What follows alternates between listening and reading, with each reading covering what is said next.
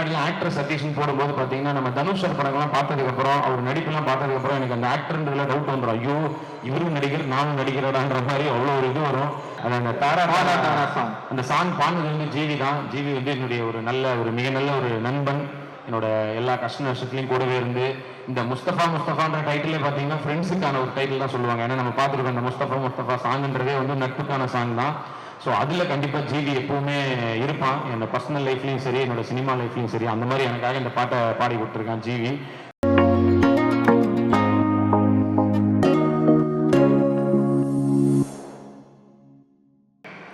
Everyone knows English right? No bro. இல்லை, but I know only தமிழில் மட்டும் தான் பேசுவோம், பயப்படாதீங்க. ஃபர்ஸ்ட் ஆஃப் ஆல் இங்கே வந்திருக்கிற எல்லாருக்கும் பெரிய நன்றி. ஏன்னா ஒரு சண்டே அன்னைக்கு, அதுவும் நான் வந்ததே பெரிய விஷயம். ஏன்னா மேட்ச் வர ஓடிட்டு இருக்குது, இந்தியா வெஸ்ட் இண்டீஸ்ன்னு சொல்லிட்டு ரொம்ப முக்கியமான மேட்ச், ஜெயிச்சே ஆக வேண்டிய மேட்ச். நானும் ஃபோனில் அப்பப்போ பார்த்துட்டு தான் இருக்கேன். பட் அதெல்லாம் மீறி வந்து இங்கே உட்காந்துருக்கீங்க. ஸோ அதுக்கு உங்களுக்கு பெரிய நன்றி. ஸோ அதான் முஸ்தஃபா படம் இங்கே ட்ரைலரும் பார்த்துருப்பீங்க. ஆல்ரெடி யூடியூப்லேயும் நல்லா போயிட்டுருக்கு, ஒரு 3 மில்லியன்ஸ் தாண்டி போயிட்டுருக்கு. ஒரு ஜாலியான ஒரு படமாக இருக்கும். நான் ஓவராக பில்டப்லாம் கொடுக்கல, ஏன்னா ஓவர் கொடுத்தா அப்புறம் பின்னாடி மாட்டிப்போம். ஆனால் தைரியமாக சொல்லலாம், ஒரு நல்ல படம், போர் அடிக்காத ஒரு படம், ஜாலியாக தேட்டரில் என்ஜாய் பண்ணி ஃப்ரெண்ட்ஸோடு பார்க்குற ஒரு படமாக இருக்கும். ஸோ மார்ச் 6ஆம் தேதி ரிலீஸ் ஆகுது. நிறைய தியேட்டருக்குள்ள ரிலீஸ் ஆக போகுது. சக்தி ஃபிலிம் ஃபேக்ட்ரி அவங்க ரிலீஸ் பண்ணுறாங்க. அவங்க நிறைய பெரிய பெரிய படங்கள் ரிலீஸ் பண்ணியிருக்காங்க. ஸோ அவங்கக்கிட்ட எங்கள் படம் ரிலீஸ் ஆகுது, எங்களுக்கு ஒரு பெரிய சந்தோஷம். தியேட்டரில் போய் எல்லோரும் பாருங்கள். அண்டு இப்போதைக்கு ஃபஸ்ட்டு இவருக்கு மியூசிக் டைரக்டர் ஜோன்ஸ் அப்படியே எந்திரிச்சு நில்லுங்க, நீங்கள் வந்துட்டு போனீங்க.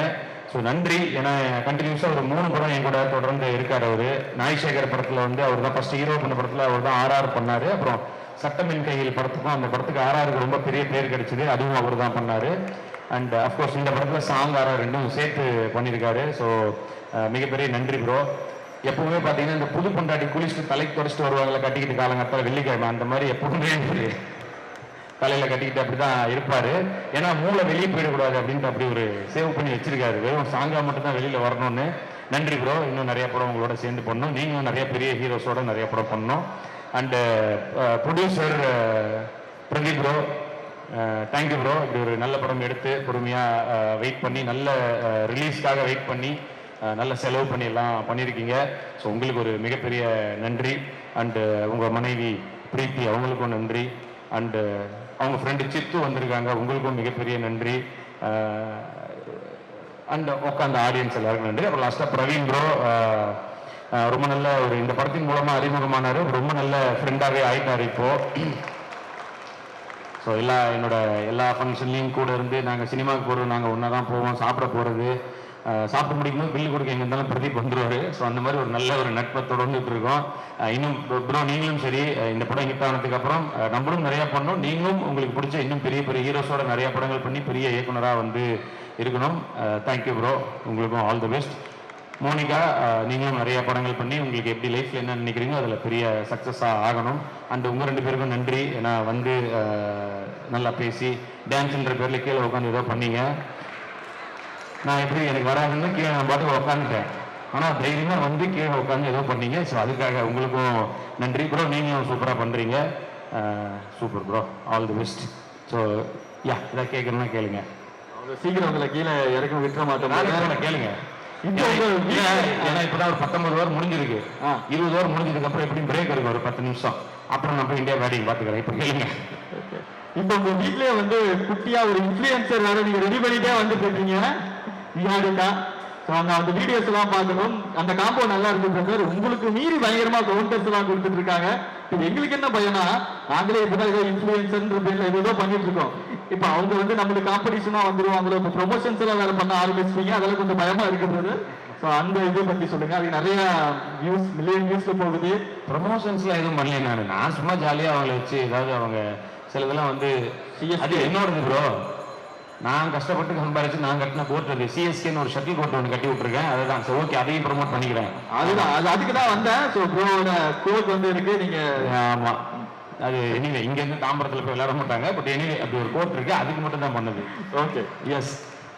வேற அந்த வீடியோஸ் பத்தி சொல்லுங்க பிரதர். அந்த காம்போ வந்து ரொம்ப நல்லா இருக்கு. அது எப்படி அது எல்லாருக்கும் குழந்தை ரொம்ப முக்கியமான ஒரு விஷயம் தான். அந்த ஒரு பெண் குழந்தை பிறக்கிறதுன்றது உண்மையிலே வாழ்க்கையில் எல்லாருக்கும் கிடைச்ச மிகப்பெரிய ஒரு வரம் அது. நான்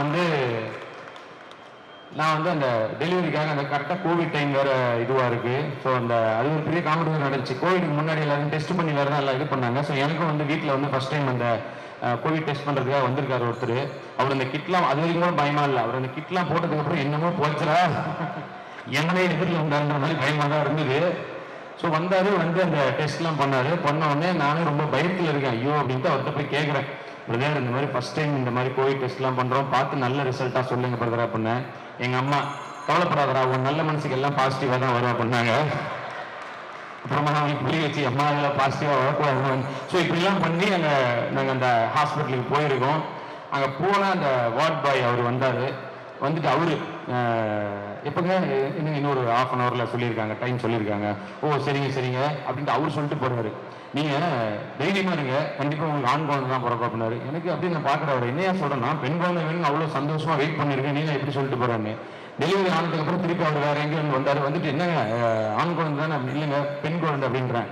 உடனே சரி கவலைப்படாதீங்க, பெண் குழந்தையும் ஓகே தான். யோ நான் எவ்வளோ சந்தோஷமா இருக்கேன், பெண் குழந்தை வந்து கவலைப்படாதீங்க, பெண் குழந்தையும் ஓகே தான்ற அப்படின்ட்டு. அவங்களுக்கு தெரியல, மேபி அவனுக்கு பொண்ணு இல்லையா என்னன்னு எனக்கு தெரியல. ஸோ பெண் குழந்தை கிடைக்கிற மாதிரி வாழ்க்கையில் ஒரு சந்தோஷமான விஷயம் எதுவுமே கிடையாது. நன்றிம்மா. இது சொல்றதுனால நான் இன்னொரு பாயிண்ட் சேர்த்து சொல்றேன். இந்த படத்துக்கு சம்பந்தம் என்னன்னு சொல்றேன். இந்த படத்துலேயே பார்த்துருப்பீங்க, நான் வந்து குடிச்சிட்டு ஆடுற மாதிரிலாம் இருக்கும். அது முழுக்க வந்து இப்போ பாவல் முன்னாடி பேசும்போது சொன்னார், நான் வந்து என்ன எல்லாம் கொடூரமான வில்லனாவே காமிச்சாங்க, ஆனால் நான் நேரில் இதெல்லாம் பண்ண மாட்டேன். எனக்கு புரியல, மற்ற வில்லன்லாம் இன்னமும் டெய்லி 4 கொலை 5 ரேப் பண்ணுற மாதிரி அது பெரிய ஸ்டேட்மெண்ட்டாக சொல்லிட்டு போனாரு. ஸோ நான் என்ன இதில் உண்மையிலே ஒரு பாயிண்டாக சொல்கிறேன், இந்த படத்தில் வந்து குடிக்கிற மாதிரி சீன்லாம் இருக்கும். ஏன்னா இந்த கதைக்கு தேவைப்பட்டுச்சு, அதனால தான். பட் ரியல் லைஃப்பில் இது வரைக்கும் நான் தண்ணி அடிச்சதில்லை, தம் அடிச்சதே கிடையாது. இது பெருமைக்காக சொல்ற விஷயம் இல்லை. பட் இதை கேட்டு ஒரு 4 பேர் வந்து அந்த தண்ணி அடிக்கலாம் நினைக்கிறவங்க வேண்டான்னு திரும்பினா ரொம்ப சந்தோஷம். அதுக்காக தான் இதை சொல்ல வரேன். இது எதுக்கு இந்த பாயிண்ட் ஆரம்பிச்சுன்னா, இதை நான் காலேஜ் ஃபங்க்ஷன்லாம் பேசும்போது போய் சொல்லுவேன், தண்ணி அடிக்காதீங்க தம் அடிக்காதீங்கன்னு சொல்லிட்டு. ஒரு காலேஜ் போகும்போது பேச போயிருக்கு. அந்த காலேஜ் ஓனர் வந்து சொன்னார், சார் நீங்கள் இந்த மாதிரி சொல்லுவீங்களா, தண்ணி அடிக்க வேண்டாம் தம் அடிக்க வேண்டாம்ன்ற பாயிண்ட்டை இது எங்கள் காலேஜ்லேயும் சொல்லுங்க சார் அப்படின்னாரு. நான் சொன்னேன், சார் இது லேடிஸ் காலேஜ் சார் அப்படின்னேன். இங்கே தான் சார் கண்டிப்பாக சொல்லணுன்றார் அவரு. ஏன்னா நிறைய பேர் நினைச்சுக்கிறாங்க ஆணும் பெண்ணும் சமமா இருந்தாலும் ஆம்பல் குடிச்சா நானும் குடிப்பேன்னு. அது உண்மை கிடையாது. இன்னும் சொல்ல போனா ஆணும் பெண்ணும் சமமே கிடையாது. பெண்களும் ஆண்களோட பல மடங்கு மேல இருக்கீங்க. ஏன்னா நான் பார்த்துருக்கேன், கூட வந்து ஒரு பெண் ஒரு வேலைக்கு போற ஒரு ஒய்ஃப், அவங்களோட இதை எழுத்து பார்த்தீங்கன்னா, ஒரு நாள் காலையில் சீக்கிரம் எந்திரிச்சு அவங்களுக்கு வந்து குழந்தைங்களுக்கு ரெடி பண்ணி ஸ்கூலுக்கு அனுப்பிச்சு, ஹஸ்பண்டுக்கு வந்து லஞ்சு கட்டி கொடுத்து ஆஃபீஸுக்கு அனுப்பிச்சு, மாமனார் மாமியார் இருந்தால் அவங்களுக்கு காலையில் எல்லாம் செஞ்சு வச்சு லஞ்சு சமைச்சு கொடுத்து, அதுக்கப்புறம் போயிட்டு திருப்பி ஈவினிங் வந்து இது எல்லாத்தையும் மறுபடியும் பண்ணணும்.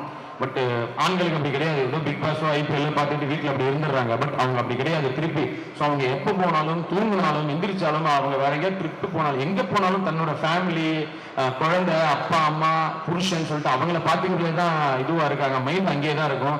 ஸோ பெண்கள்லாம் ஆண்களுக்கு சமம் கிடையாது, தெய்வத்துக்கு சமம். ஹேட்ஸ் ஆஃப் டு எல்லா பெண்களுக்குமே.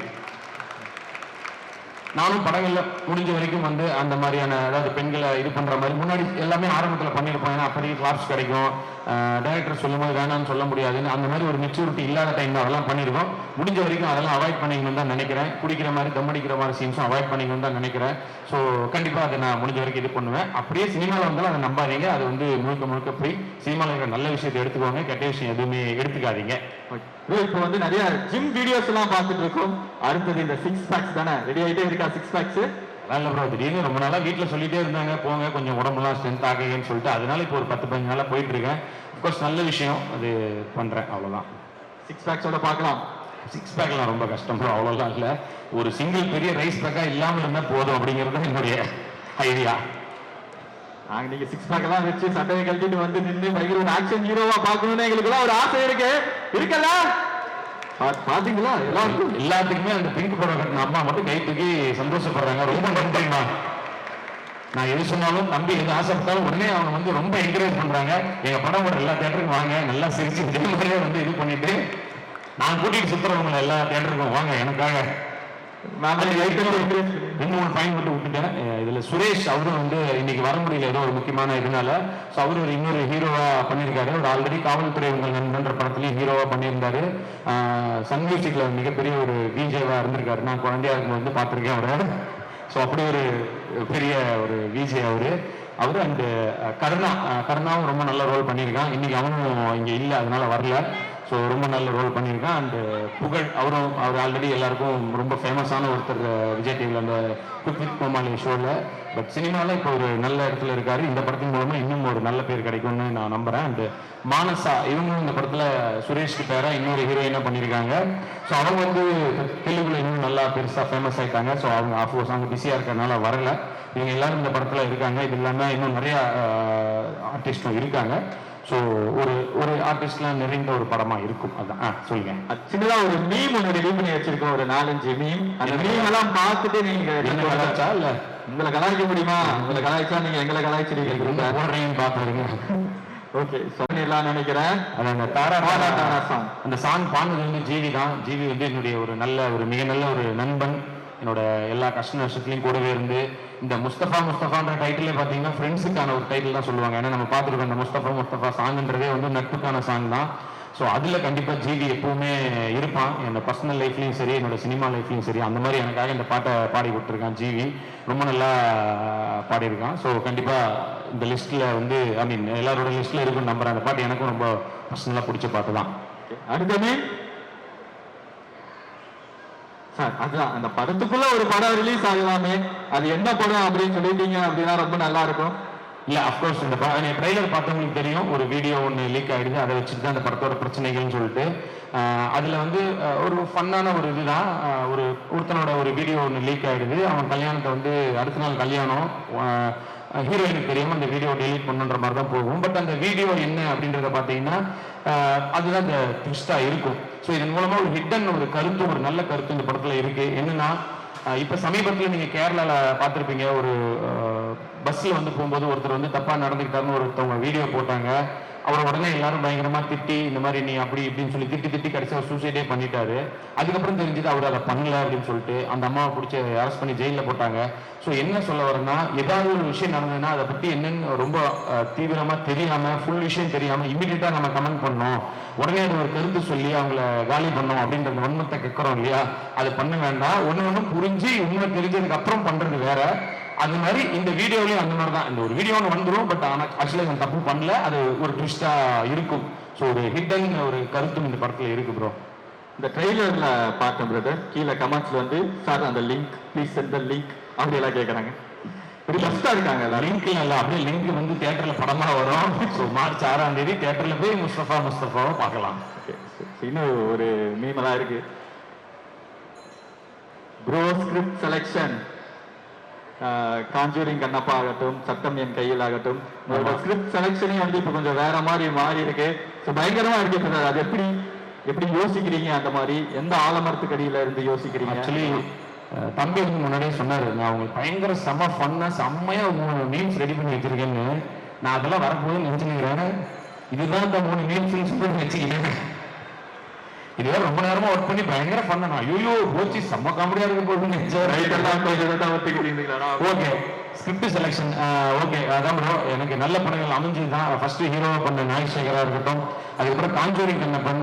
நிறைய சின்ன குழந்தைங்களுக்கு வந்து ரொம்ப பிடிச்ச படம் தான் இந்த காஞ்சூரிங் கண்ணப்பன் அமைஞ்சது. எங்க போனாலும் வந்து நான் 50 வாட்டி பார்த்தேன், 100 வாட்டி பார்த்தேன்னு ஒரு பெரிய ஹீரோவுக்கு கிடைக்க வேண்டிய பேர் அனைத்தும் அந்த ஒரு படத்தின் மூலமா சின்ன குழந்தைங்க கிட்ட இருந்து எனக்கு கிடைச்சது. ரொம்ப சந்தோஷமா இருந்தது. ஸோ அந்த கதையும் வந்து அந்த டைரக்டருக்கு, ப்ரொடியூசர்ஸ் அஃப்கோர்ஸ் ஏஜிஎஸ் கல்பாத்தி அவரும் சாருக்கும் மிகப்பெரிய நன்றி.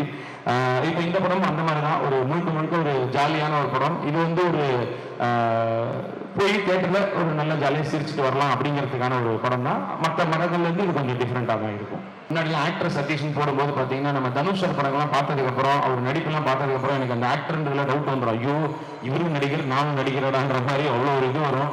பட் சட்டமின் கையில் ஒரு படம் நடிச்சதுக்கப்புறம் நிறைய பேர் நல்லா நடிச்சிருக்கீங்க அப்படின்னு சொன்னது வந்து எனக்கு ரொம்ப ஹாப்பியாக இருந்துச்சு. அந்த படத்தின் மூலமா அந்த படத்தோட டைரக்டர் வந்து சாச்சி, அவருக்கு இந்த இடத்துல நான் நன்றி சொல்லிக்கிறேன். அவர் வந்து அந்த மாதிரி ஒருத்தர் இருக்கணும். ஏன்னா இந்த மாதிரி ஒரு சட்டமின் கையில் ஒரு நல்ல படத்தையும் கொடுத்து அவர் தங்கச்சி எனக்கு கல்யாணம் பண்ணி வச்சாரு வாழ்க்கையில். ஒரு ஏன்னா என்னுடைய மச்சான் அவரு. ஸோ தேங்க்யூ சாச்சி. ஸோ இந்த மாதிரி ஒரு நல்ல படங்களுக்கு நடுவில் நிச்சயமாக முஸ்தபாவும் இடம்பெறும் நான் நம்புகிறேன். Thank you brother. இதோட மீம்ஸ் எல்லாம் இருந்தது, அந்த ஃபன் மீம்ஸ் எல்லாம் தந்திருக்கீங்க அப்படிங்கும்போது ஃப்ரெண்ட்ஸோட சப்போர்ட் எப்படி இருந்திருக்கு?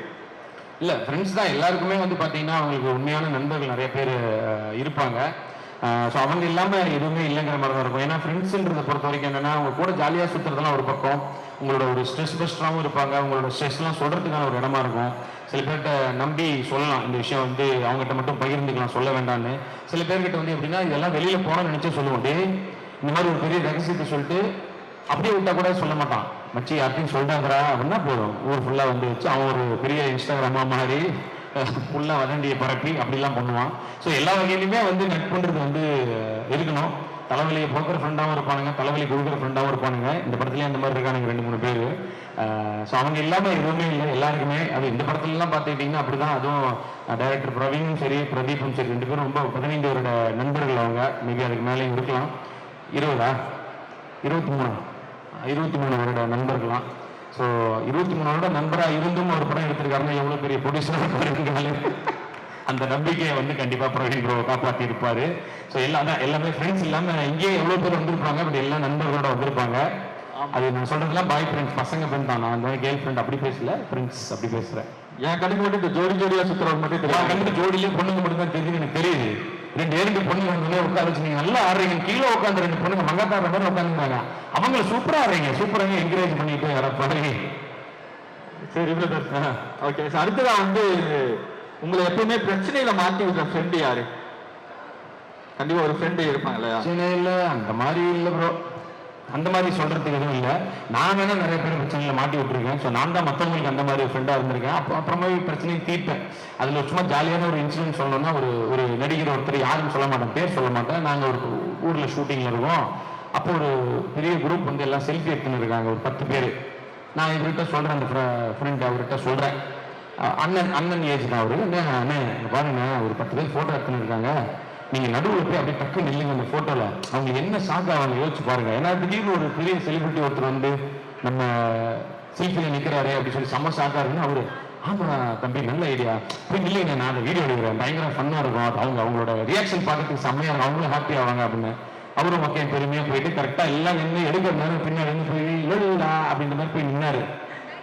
அப்படியே அந்த எடுத்தவர் திரும்பி பார்த்தாரு, அரே போன் ஹாத்தா வந்தார். பார்த்தா இந்திக்காரங்க, ஒன்றும் தெரியல, யாருமே உங்களுக்கு தெரியல. அவர் அப்படியே ஒரு பார்வை பார்த்தாரு. ஸோ அதுதான் அந்த மாதிரி பிரச்சனையில் மாட்டி வைக்கிற ஃப்ரெண்டை நான் தான் இருந்திருக்கேனே தவிர என்னை சுற்றி யாரும் இல்லை. இண்டஸ்ட்ரியில் வந்து இந்த 3 AM ஃப்ரெண்டு, 3 AM ஃப்ரெண்டா? ஆமா, அப்படின்னு யாராவது இருக்காங்களா? அப்படி ஒரு கோவமெல்லாம் இருக்கு சார். டக்குன்னு ஒரு 3 AM கால் பண்ணா கூட உங்க போனை டக்குன்னு ஐயோ சதீஷ் கால் பண்றதா அப்படின்னு சொல்லி எடுக்கணும். அந்த மாதிரி ஃப்ரெண்டு 3 AM ஃப்ரெண்டா? அவர் தான், வந்து பிரவீன் ப்ரோ தான். எந்த ஒரு இது இருந்தாலும் அவர் வந்து சர்வரோக நிவாரணி. நீங்க எந்த விஷயத்துல டவுட் கேட்டாலும் சொல்லுவாரு.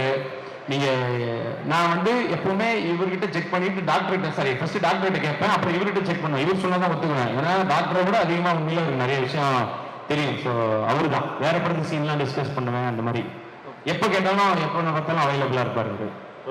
ஓகே, அடுத்தது அவங்களோட ஃப்ரெண்ட்ஸ் கேங்ல புரியாத புதிர், இவனை மட்டும் புரிஞ்சுக்கவே முடியல அப்படின்னு சொல்லி யாராவது இருக்காங்களா?